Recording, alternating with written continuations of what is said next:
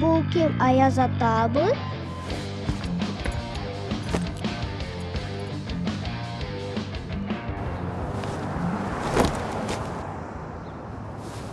Байке, бул чындык Аяз атабы?